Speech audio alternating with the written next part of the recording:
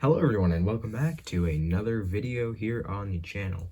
Now, I know I haven't uploaded recently in a couple weeks, and as with most people, I am quite busy, so I may not always have the time to make a video, and so I decided to make this now because it is something that has really been a breakthrough for the vacuum engine community in the recent weeks.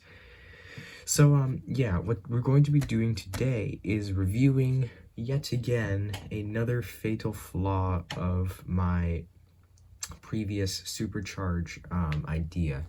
So, this idea was not originally thought up by me, and I will provide proper credit where proper credit is due, but I did mention that I will be making a video for this concept on my channel, because it is something that does need some explanation for people that do not understand.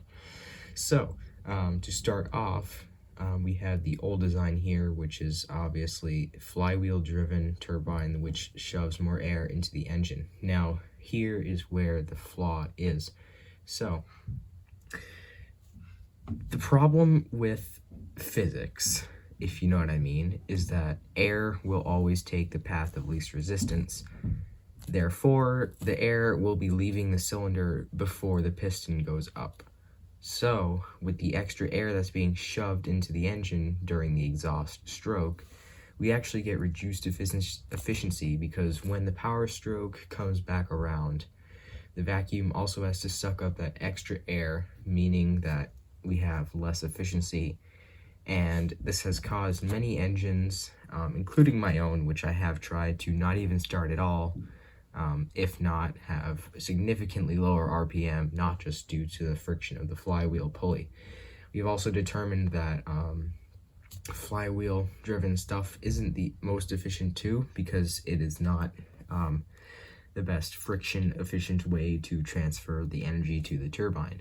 Anyway, so I have come up with a new design, or rather, I have not, but rather 747Technics has created a new feature for a vacuum engine that will significantly improve your RPM and actually make this supercharging idea possible.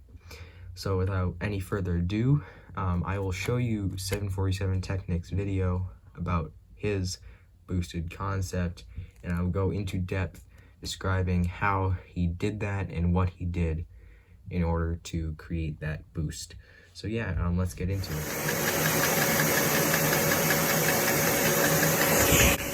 So as you can see, there is clearly something a little different about his vacuum engine that is compared to mine. As you can see, there are some pieces with holes at the bottom of the cylinder, and I will get into what those do in a second.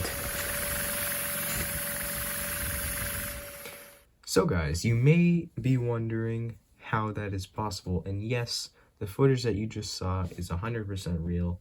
That was an actual boosted engine, and yeah, so now, like I said, if you notice those holes that were on the bottom of the cylinder, then yes, I will get right into that. But first, big shout out to 747Technics for letting me make this collab with his video. So yeah, let's dive into how this works. So basically, I did draw a schematic for this, but it never actually turned out well, so I'm actually just gonna draw it right here and right now. So basically, this right here is the piston and connecting rod, and it moves up and down, obviously. And for this demonstration, it's going to be at bottom dead center. And this is not a professional drawing. Don't reuse this because it's obviously not a professional drawing, but you get the point. Right here is where the bottom, this is the top of the piston, so this is where the cylinder will be open. So real quick, I'll just draw the cylinder for you. So this would be the cylinder, and the valve would probably be about here.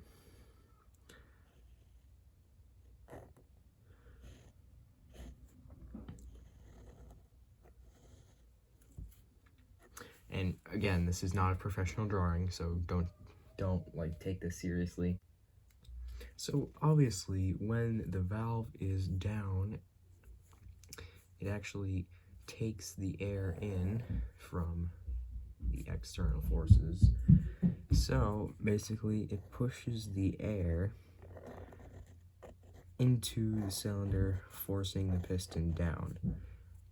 So the problem is, when the vacuum comes back up and it tries to suck out all of this air, all this extra air also has to be sucked out first. So it's getting sucked out first before the piston begins to move up. So that is where the efficiency loss comes into play.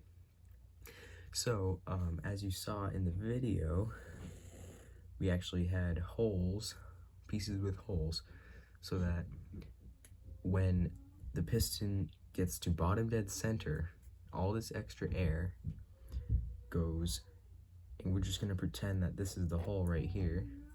All the extra air that is built up in here rapidly exits the cylinder, and once the holes are exposed, the air in here quickly regains and returns to the outside pressure. So the pressure that's out here is also the same as out here. So we are actually returned to the actual normal pressure that would be applied without the external boost. So then the flywheel carries the piston up a tiny bit more, and that covers up the hole, and there's no more air that gets out.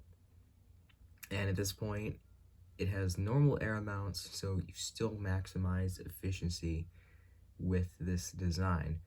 So with that same amount of air gets sucked out again, and then during the exhaust stroke, when the piston goes down, you're shoving it back down with more air. It gets let out by this hole at bottom dead center, returns the pressure to normal, and we have no efficiency loss. Now, the reason why this is so effective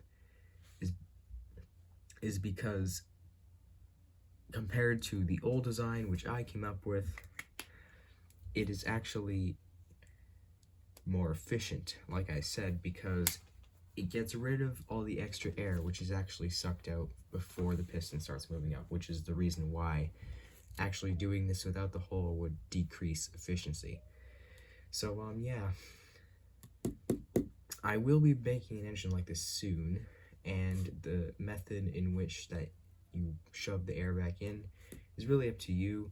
What 747Technics did was he had a double acting vacuum, which also blew air out as well as sucked it in, so that went back into the engine. What you can do is, if you have a really efficient engine, you can actually probably have a gear driven turbine, which will shove extra air into the engine. But yeah, that's gonna do it for this concept video. I hope you did enjoy, and I will try to start posting more frequently. I am working on a couple engines at the moment. So yeah, if you guys did like this video, be sure to like, subscribe, and comment your suggestions, as well as join the Discord, link in the description. It'll really help out the channel a lot. Also, we have a big announcement coming soon. Can we hit 200 subscribers before the end of 2020? That's my goal. So yeah, that's gonna do it for this one today, guys. I hope you did enjoy, and I'll see you all in the next video. See ya.